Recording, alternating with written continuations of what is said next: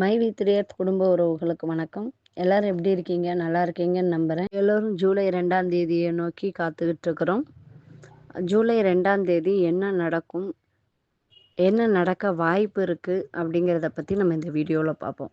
நம்ம எல்லாரும் MD sir relaxation மனு போடுவாங்க அப்படின்ட்டு எதிர்பார்த்துட்டு இருந்த நேரத்தில் திடீர் திருப்பு முனையாக நம்ம எம்டி நம்ம நிறுவனத்தை நடத்துவதற்கான உரிமை கோரி மனு போட்டிருக்கிறாங்க. அதற்கான 2 ஹியரிங் முடிஞ்சிடுச்சு. இதுவரைக்கும் இஓடபிள்யூ எழுத்துப்பூர்வமாக எந்த அறிக்கையும் கொடுக்கல.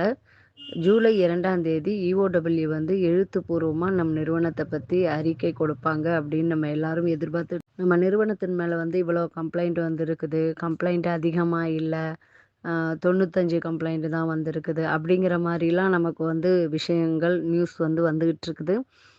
ஆனால் அது எந்த அளவுக்கு உண்மை அப்படிங்கிறது நமக்கு இஓடபிள்யூ எழுத்துப்பூர்வமாக கொடுத்தா மட்டும்தான் புரியும்.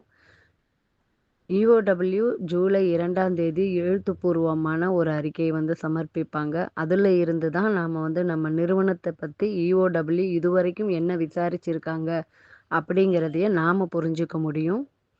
அதனால தான் ஜூலை 2ஆம் தேதி ரொம்ப ரொம்ப முக்கியமான நாளாக நம்ம எதிர்பார்த்துட்ருக்கோம். அன்னைக்கு கோர்ட்டில் என்ன நடக்குங்கிறது தான் நம்ம வழக்கோட எதிர்காலத்தையும் நம் நிறுவனத்தோட எதிர்காலத்தையும் தீர்மானிக்கும். யூஓடபிள்யூ கவுண்டர் கொடுப்பாங்களா அல்லது சார்ஜ் ஷீட் ஃபைல் பண்ணிடுவாங்களா அப்படிங்கிற மாதிரி ஒரு குழப்பம் எல்லாருக்கிட்டேயுமே இருக்குது. கவுண்டர் தாக்கல் செய்த பிறகு தான் சார்ஜ் ஷீட் தாக்கல் பண்ணணும் அப்படின்னு சட்டத்தில் எந்த கட்டாயமும் இல்லை. ஆனால் இஓடபிள்யூ ஒரு முக்கியமான முடிவு எடுக்கலாம்.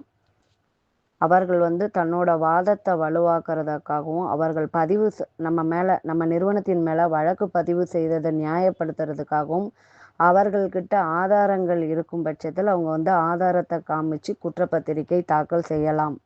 அதற்கான வாய்ப்பும் இருக்கிறது. நம் நிறுவனத்தின் மேலே கம்ப்ளைண்ட்ஸ் அதிகமாக இல்லை. அதனால் 1.5 வருஷமாக அவங்க சார்ஜ் ஷீட் ஃபைல் பண்ணலை. இந்த 10 நாளுக்குள்ளே ஃபைல் பண்ணலாம், பண்ணாமலும் போகலாம், அல்லது பதில் மனு மட்டும் கொடுக்கலாம். ஆனால் அவங்க என்ன செய்ய போகிறாங்கங்கிறது நமக்கு தெரியாது. அவர்கள் என்ன செய்தாலும் சரி, அதாவது அவங்க கவுண்டர் கொடுத்தாலும் சரி அல்லது சார்ஜ் ஷீட்டே ஃபைல் பண்ணாலும் சரி, அதை எதிர்கொள்வதற்கு நம்ம எம்டியும் நமக்கு நிறுவனத்தோட லீகல் டீமும் தயாராக இருக்கிறதுங்கிறத மட்டும் நம்ம புரிஞ்சுக்கணும். இஓடபிள்யூ கவுண்டர் கொடுத்தாலும் சரி அல்லது சார்ஜ் ஷீட்டே ஃபைல் பண்ணாலும் சரி, நம் நிறுவனம் வருவதற்கான கால அளவில் மாற்றம் ஏற்படுமே தவிர நம் நிறுவனம் கண்டிப்பாக மீண்டும் வரும் என்பதற்கு எந்த மாற்று கருத்தும் இல்லை. இஓடபிள்யூ என்ன செய்கிறார்கள் என்பதை பொறுத்து தான் நம்ம நிறுவனத்தோட அடுத்த கட்ட நகர்வு இருக்கும். அதனால் ஜூலை 2 நமக்கு மிக முக்கியமான நாள். நம்ம எல்லாரும் எதிர்பார்த்து காத்திருப்போம். சட்டத்தின் வலிமையோடு விரைவில் மீண்டு வருவோம். அதிகாரப்பூர்வ அறிவிப்பு வரும் வரை காத்திருப்போம். நல்லவர் லட்சியம் வெல்வது நிச்சயம். வாழ்க வளமுடன்.